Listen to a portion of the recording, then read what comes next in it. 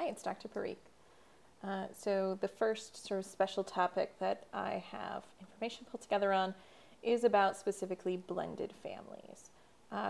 This is a family where there are children from previous relationships. Traditionally, we think of a marriage with stepchildren, but I often think of relationships a little more flexibly. So I'll talk about marriage, but a lot of this applies whether the couple is married or not. So in general, when you have a blended family, so typically for blended, we think of adults living in the home. I think that's probably a pretty good baseline for what that means, or being in the home a significant amount. It's always helpful to start slow. So ideally, kind of letting people adjust to the relationship before moving in or before getting married, although of course there's always just situations where that may not work. But in general, move slowly, let people warm up to those roles. It's important to set clear expectations. And it's helpful to tell people, in general, it's always helpful to tell people what to do instead of what not to do.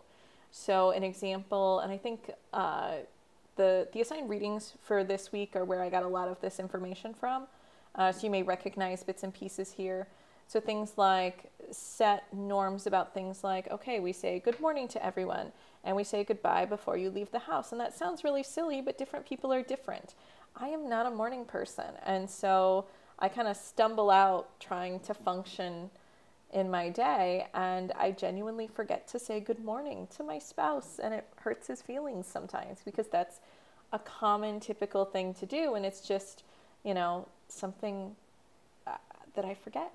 So setting norms about what the expectations are for the relationships. It's also important, one of the things that can be difficult with blended families, particularly if you have children, if each adult is bringing in children, and so you have children with different biological parents in the household, is trying to have consistent rules. Even my spouse and I, we have a 2-year-old, and we have slightly different parenting norms. And so he knows that there are certain things he can get away with each of us that he can't get away with the other. And so it's important that we communicate about that and that we kind of meet in the middle. So if there's a rule that's particularly important to one parent, that both parents enforce it. But to also know rules where it's not so bad if he gets away with different things with different people. One of the difficulties when you have multiple kids at different age points is that you want to have consistent guidelines that feel fair, but also kids have different levels of maturity and readiness for freedom and for responsibilities. And that doesn't always go in a straight linear fashion with age, meaning that 2 8-year-olds may have different levels of maturity and readiness. If you have 2 11-year-olds, one of them might be ready to stay home all day by themselves as long as they have, a safety plan and some people they can call in a pinch. And the other one might have difficulty being alone, home alone, unsupervised for even a quick run to the grocery store. And so it's kind of balancing treating people equally or treating people fairly, having consistent rules for different kids, with also understanding that each kid is going to have unique needs and readiness. As much as possible, be consistent with the rules within a household, and if you can line it up with other households, that's great. Especially with the pandemic, my in-laws are essentially co-parenting our child with us, and there's a few things that we've asked them to be consistent with, but for the most part, as long as it's not really safety related, we say you are contributing a lot, and so you get to set a lot of the rules, and there's no rules that we're really that unhappy with. So again, he knows that there are some things he can get away with at their house that he can't get away with our house, and vice versa. But for important rules, things like curfews or just basics, it's helpful to be consistent between households.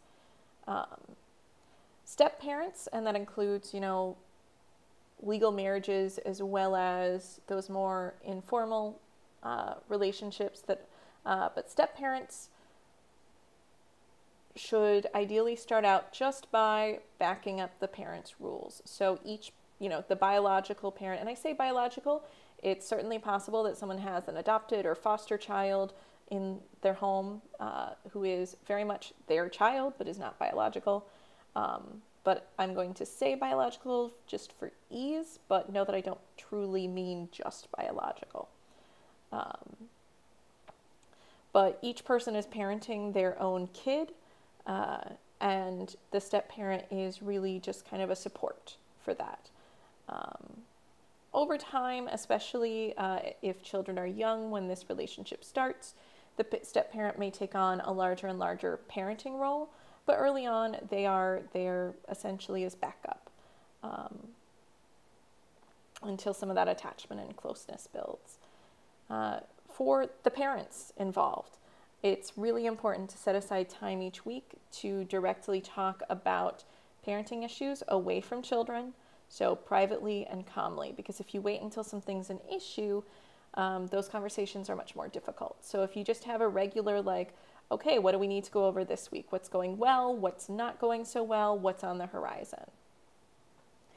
So it's important that parents have private time to talk, and also it's important that kids have time to talk and share their perspectives.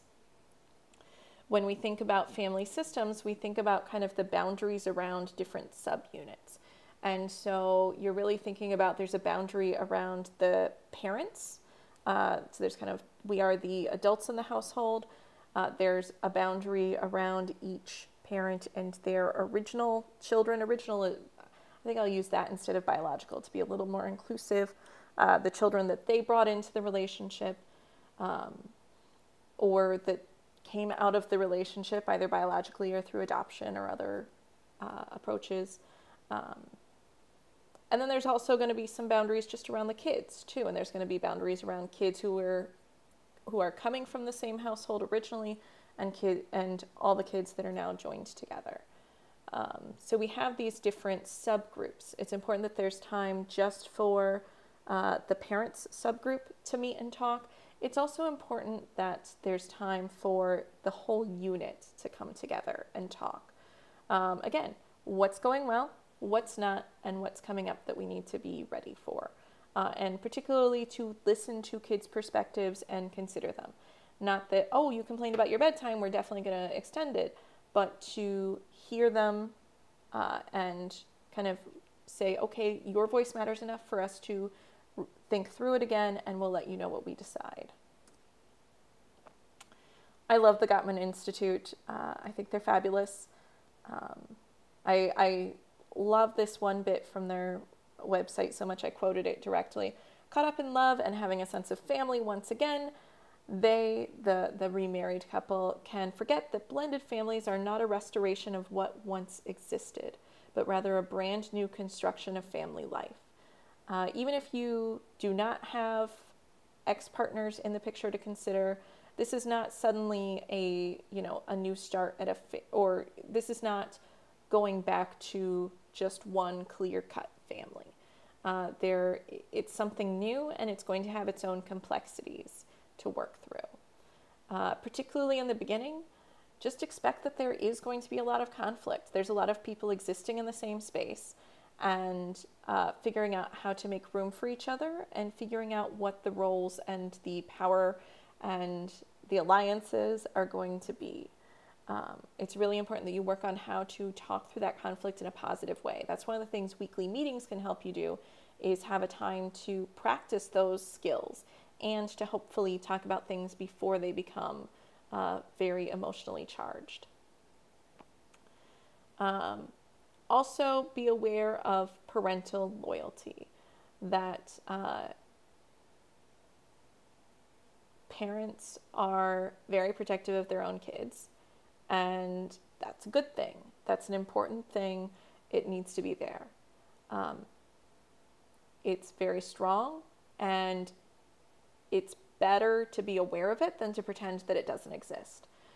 So expect it to happen and prepare for it. Talk about what that's going to look like. I mentioned before that it's really best, especially at first, for it to kind of be like, all right, when it comes to the child, especially discipline, it is the original parent who is doing that parenting work. And the step parent is there to assist, to back up. But in particular, when a partner is disciplining a child, that can be very difficult, especially if it's something where the two people have different views. And again, I think every set of parents has different opinions on how things are supposed to happen. And so, especially when you're kind of jumping in midstream, it can be really difficult to sort that out, especially, and again, it gets even more complicated when both people come in with children. Because you've got, if the parents have different rules and preferences, then you've kind of got two different systems going in the house. So again, the ideal is to have things be as consistent as possible, but also if you're having each parent kind of manage their own original children, it can be tough. It's also hard because everybody has their things that really bother them. And so you're trying to make room to accommodate people's personal, preferences. Like I, for one, am very sensitive to loud noise. And so if I were to enter a household where it's a norm for kids to get to play music really, really loud near me, and I can't make it stop, that would be really, really difficult for me to live with. That's kind of a silly and light example, but genuinely it would be really difficult if there was a norm that kids got to listen to music as loud as they want, wherever they want. I would really struggle with that because noise is very difficult for me. When we think about the cycles, the life cycles of families, there's, as kids grow in age, there's a lot of things that change within a family. Adolescence is a particularly difficult time for families to blend. And to me, it makes a lot of sense because when we think developmentally in adolescence, teens are really preparing to launch out of the household. There's this kind of struggle between I love you and I need you, and also I really want to be on my own, and also that's kind of scary, and also it's really, really exciting. And so there's a lot going on with that sense of launching and separating and creating their own identity and their own life that's separate from the family while still figuring out how to maintain those family bonds. So when you are adding a new person to this household, it can be really confusing, particularly if this person is seeing themselves as an authority figure. It can be really tough to suddenly have a new set of rules. Or it can also be tough because as a teen, it's sort of like, okay, am I permanent here? Am I temporary? How much does this relationship matter to me? Because if you have a 4 or 5-year-old, they're going to be spending the next decade and a half living in your household. When you think of teens, it may be important to think of emotions coaching with them. So helping them kind of not telling them how to live their life and what to do, but helping them walk through what it means to have different feelings, how to identify those feelings, and how to communicate around them and kind of how to cope with them, because there is going to be that conflict. Also, when new people join a family, when you blend two families, whether it is two people partnering for the first time in their lives, or whether it is, a remarriage, a repartnering, you have to make space for each other. It's sort of like if you imagine someone living in a fully furnished house and someone else trying to move into that house.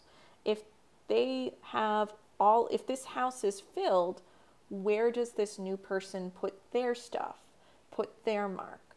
And, in some ways that is what you have with a blended family, particularly if both people have kind of fully established lives. It can be difficult to figure out how to fit everything in. And especially for any age, but I think especially for adolescents, it can be difficult to think about losing some of those those traditions and those ways of being.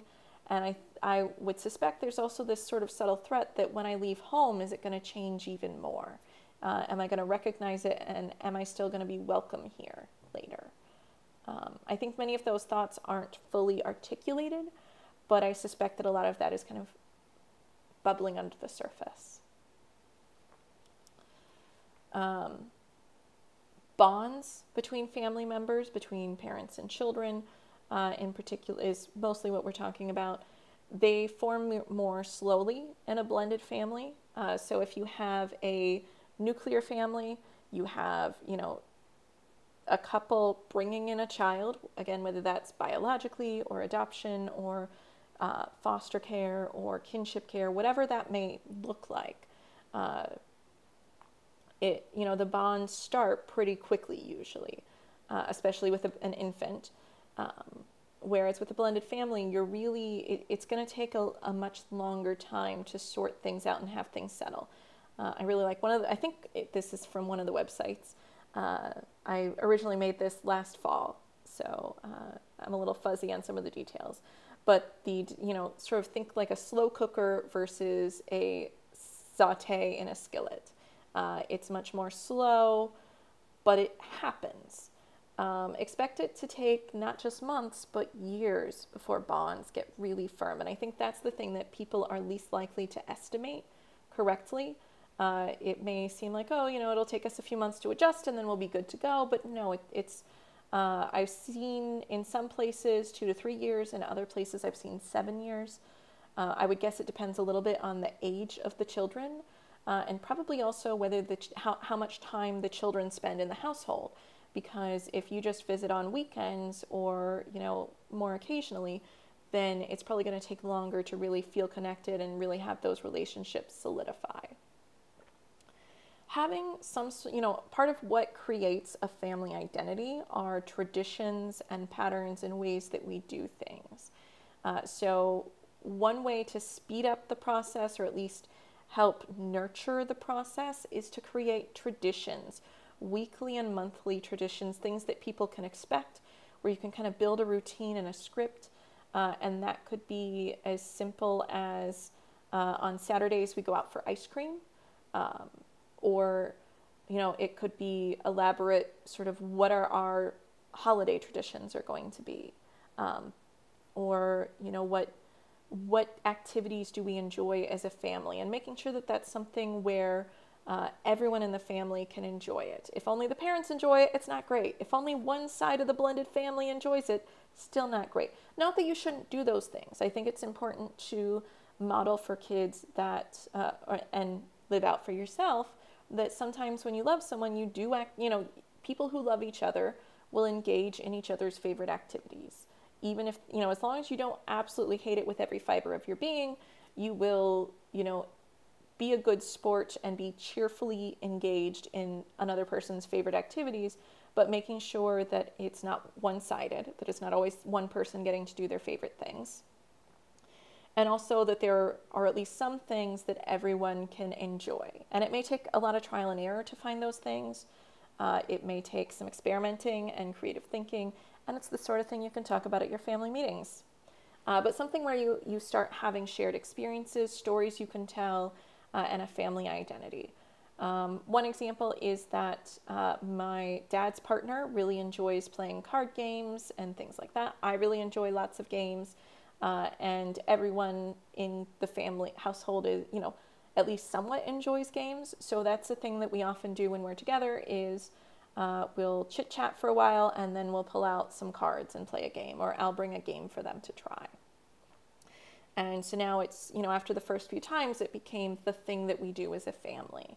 And then they gifted my husband a really nice board for a game, like a wooden, it's essentially a wooden aggravation set. And they have rules for playing. Instead of rolling dice, you play with cards, so you have a lot more choices. And it's a really fun game that we play with them. And so you start to set this family identity of things that you do together. At the same time, we talked about those different, you've got the couples, you've got the kids, you've got the original, parent and child groupings, and you've got the children. Make sure that you are allowing time for each of those subsets to have their relationships, and particularly nurture that couple bond at the top. It's very easy to feel pulled apart, and parenting in general is stressful. Life is stressful. And so particularly as a blended family, remember that you are nurturing this, that you're on the same team, especially when there's a lot of conflict around children, which is normal. It's normal to have a lot of conflicts based around, what rules should we do for children? What are we concerned about? What are we proud of? So remember that you're on the same team. And the Gottmans talk a lot about remembering what brought you together initially, remembering that kind of what attracted you to the person, what did you notice first, remembering those warm fuzzies from early on in the relationship, because blended families do have high rates of divorce. Another source, the American Psychological Association, their website has a lot of resources like this for the general public. They talk about planning for remarriage, thinking about both financial and housing arrangements. I talked a little bit about housing and how it's really hard to, physically combine spaces if someone's already there. So even things like using moving into a new home together, creating this neutral space and then choosing together what goes in each place, rather than saying, well, okay, do we leave my dishes that are already there, or do we get rid of them and bring your dishes in? So having this fresh start can be really helpful. It's not always possible, of course, but it's something that can help. Couples who use the one-pot financial system report higher satisfaction in general. Now, this is a funky finding, so it's not everyone. There are individuals who have different ways of doing finances who are quite happy. Some of the most common ways to do finances, one is the one pot, which is we have one checking account, or whatever it is, we have all of our money goes into shared resources. And then we decide what to do with those. That may be a formal budget that we break down, and we might each have bits of money that we control. It may be a little more haphazard, but we start with pooling all of our resources and going from there. Other couples have systems where they each keep some of their own money. Some of them split the bills in different ways. Others will have a three-pot system. So I have my money, you have your money, and then we each contribute either a set dollar amount or a percentage of our paycheck, which may be helpful if one person earns a lot more than the other, or particularly, let's say one person does childcare part-time and works part-time. It may be more reasonable for them to contribute less of their paycheck because they're making less money, because they're contributing to the household in other ways. So there's different ways to financially break things down, but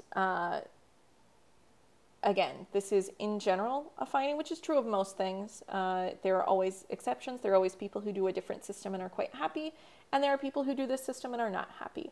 I also wonder how much of this is cause and effect, or which way the cause and effect goes. Is it that couples who consider all of their resources to be pooled and work from that assumption are then happier with the way things work out? Or is it that couples who are already more satisfied with the relationship feel safer moving forward with a one-pot system? It's difficult to say, at least with the research that we have available right now.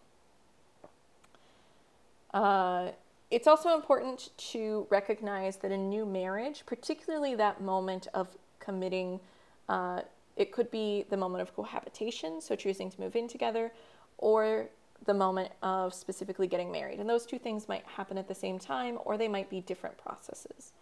But it's important to understand that that's going to affect your past relationships. So your children, even if they don't fully acknowledge it, even if they support the separation from their other parent, there may still be this sort of fantasy that the two of you will get back together. Or that might be it may be implicit, but it may also be very explicit. They may really, really, really hope that you and your partner get back together at some point. So it can be difficult for them. It can feel like kind of the last nail in the coffin of the previous relationship. And that may be difficult. Even if they recognize that everybody is happier in separate households, it's still difficult to give up on that idea of everyone being together and getting along. It also may trigger jealousy from a previous partner, even if they are repartnered. We are not all fully rational beings. And even if they initiated the separation, even if they've been happy with the separation, it can still bring up feelings of jealousy from the other person. So kind of expect that there's going to be some ripples, that all of the relationships are going to be destabilized for a little bit.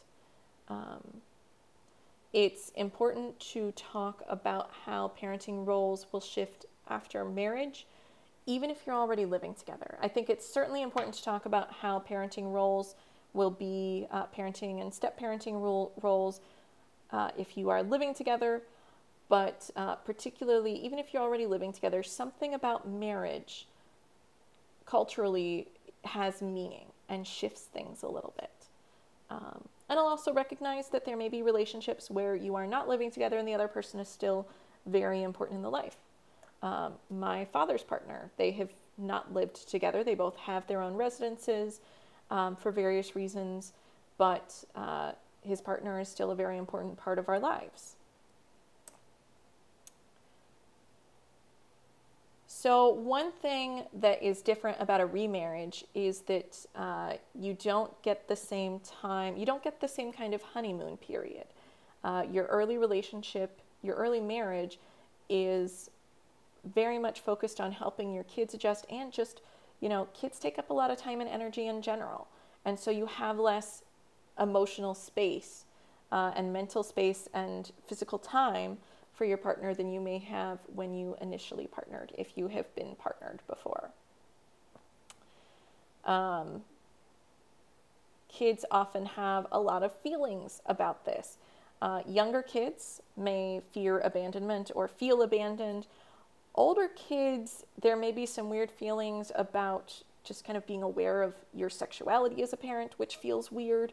I think there's also just, and even beyond sexuality, just kind of the weirdness of like, oh, like you're a person. You're not just my parent. You're also like a person. And so you may have to be very intentional. And this, Gottman talked about the same thing, being very intentional about spending time on the marriage, because kids will take all of the time that you allow them to take. They will take up all of that space, especially when everything's been destabilized. And again, echoing the advice from Gottman Institute, parenting, this blended family parenting can be most difficult with kids around 10 to 14 years old. So right at the beginning of adolescence. Later adolescence, in some ways, they're kind of already mentally gone. And so it may not feel quite as difficult. But this is where there's increasing awareness of things like you are your own person, of what sexuality is, and so that a relationship probably involves some of that stuff that I don't want to think about my parent doing. Oh, I like this word, custodial parent. I forgot that was a word that gets used. That would have been very helpful earlier. So again, a lot of the same sorts of things are being echoed, that step-parents should really ease into that disciplinary role slowly, particularly with older kids. With younger kids, it might be a little easier. Also, younger kids, you spend a lot more time saying no, no, no, no, no, no, still no. My kids too, so we're in the look my parent in the eye and drink pool water that they just told me not to drink. Yeah, we're in that stage. The more clear and specific the household rules are, and again, as much as possible, think of how to word things as do's rather than don'ts. So even as simple as do load your dishes in the dishwasher or rinse them and leave them in the sink, rather than don't leave your dirty dishes laying around. So try to, for one, it's just a more positive energy, but also for very young kids, it may be hard for, it's that extra step of thinking, okay, if I'm not supposed to leave my dirty dishes, what am I supposed to do with it? And that may seem silly, but it can be really helpful to be told specifically what to do. With especially with this age group of 10 to 14-year-olds, but in general, children might warm up more. They may be more comfortable with verbal affection, so things like praise, compliments, joking around, rather than physical affection. And this is particularly true with girls and stepdads. It can be that physical affection can be more uncomfortable. So, build a warm relationship, certainly, but know to go more slowly with physical touch, with hugs, with snuggles, with all those sorts of things. Non-residential parents. Again, I like this way of saying it. So kids who are not, or the parents that kids do not live with. Blending the family can be a little more, it has its own layer of difficulty. Most kids, again, there are some kids, particularly I would think abusive relationships, that's what I think is really being kind of tipped off there, although even abusive relationships are important to kids. But most kids do best when they are in regular contact with all of their parents.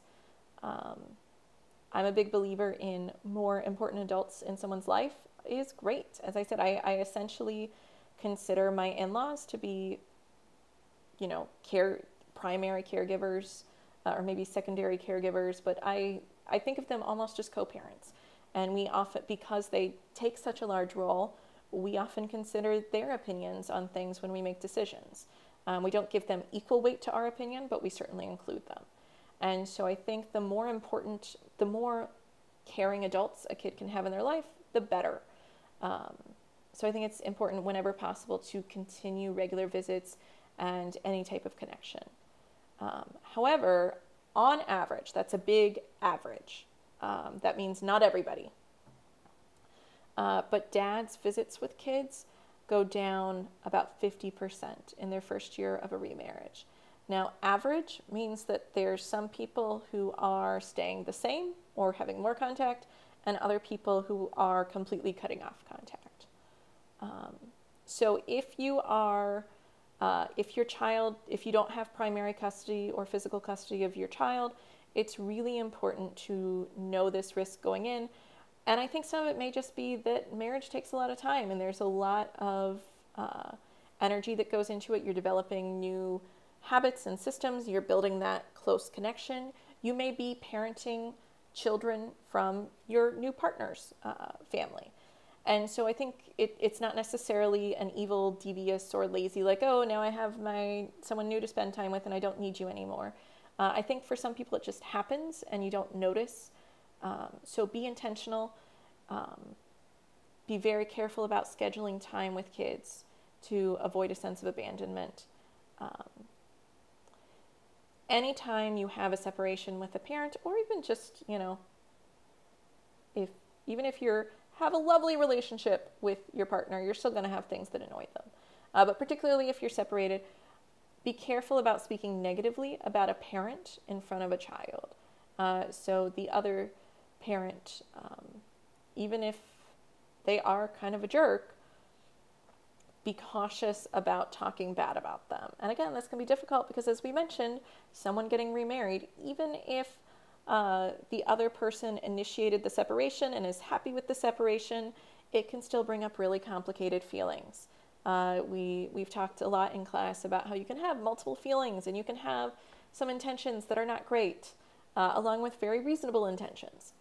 But we know that when kids are hearing even an abusive, difficult parent being talked about negatively, it can affect their own self-esteem because kids are, very tied to their images of their parents. And it can also put them in a position of defending their parent or feeling like they have to choose sides, which we don't want. So here, APA cited the 2 to 4 years for bonds to adjust to living together. And I think, again, I've seen anywhere from 2 to 7 years cited in different spaces. I think there's a lot of factors in play, and it depends, how settled is settled. All right. So that's what I have about remarriage, particularly blended families. Yeah. I'm just checking to think if there's anything else I wanted to say. I think I covered all the big ones. Thanks so much.